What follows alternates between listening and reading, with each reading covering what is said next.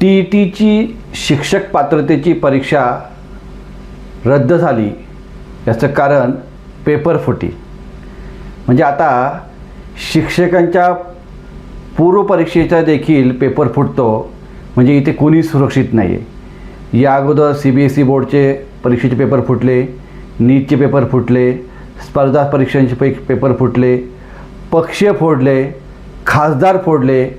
या सरकारला फुटीचं गजकरण झालं की काय असा खरा प्रश्न पडलेला आहे। जे शिक्षक जनगणनेच्या कामातून आपला वेळ काढून ह्या परीक्षेची तयारी करत होते आणि उद्या ती परीक्षा होणार होती, अशा शिक्षकांच्या परीक्षेचा जर पेपर फुटत असतील आणि रद्द होत असतील तर ही बाब अत्यंत गंभीर आहे। सरकारला जाग येईल की मला सांगता येत नाही, पण हे गेंड्याच्या कातडीचं सरकार आहे।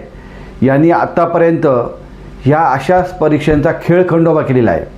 म्हणजे अनेक वेळा आपण जर पाहिलं, स्पर्धा परीक्षा पेपर फुटतात परीक्षेच्या काही दिवस अगोदर किंवा परीक्षेच्या जाण्यापूर्वी किंवा पेपर झाल्यानंतरसुद्धा पेपर फुटतात, म्हणून पेपर रद्द होतो, नोकर भरती होत नाही। अशा अनेक पेपर फुटीचे प्रकरण अनेक वेळा चव्हाट्यावर आलेले आहेत।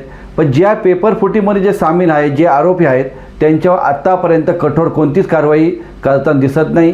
कारण सरकारमधलेच काही लोक जाणून बुजून हे पेपर फोडण्याचं काम करतात। म्हणून सरकारला इशारा आहे, असे पेपर फुटीचं गजकरण जे झालं आहे त्याचं औषध लावून उपचार करून बरं करावं। इथून भविष्यात तर पेपर फुटले नाही पाहिजे, नाही तर जनताच तुम्हाला एक दिवस फोडेल।